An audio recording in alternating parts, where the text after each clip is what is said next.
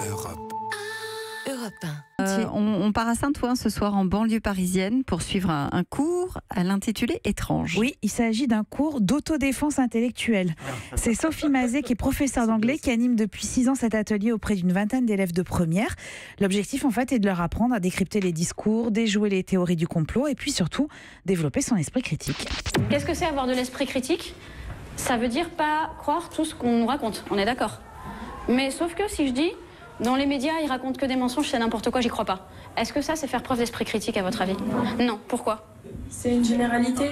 C'est une généralité et surtout, oui. Non, il faut justifier et argumenter. Il faut justifier et argumenter parce que finalement, si je crois rien, est-ce que c'est pas pareil que tout croire en fait ?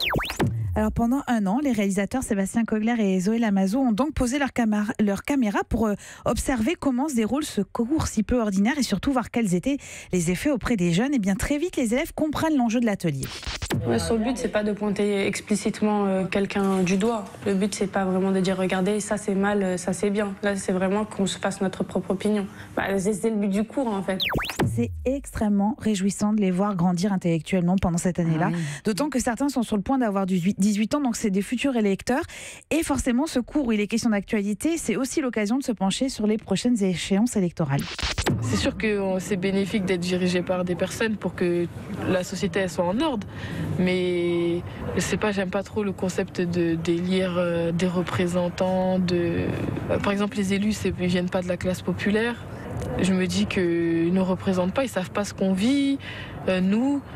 Et c'est pour ça que je me dis qu'ils ne représentent pas vraiment. C'est peut-être des représentants, mais pas vraiment de nous en fait.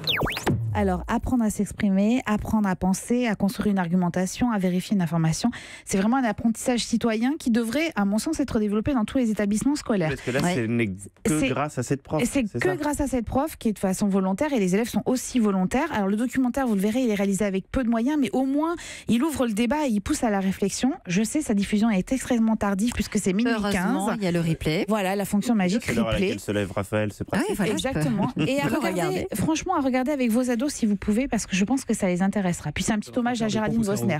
Ça s'appelle Le vrai du faux sur France 3. Europe.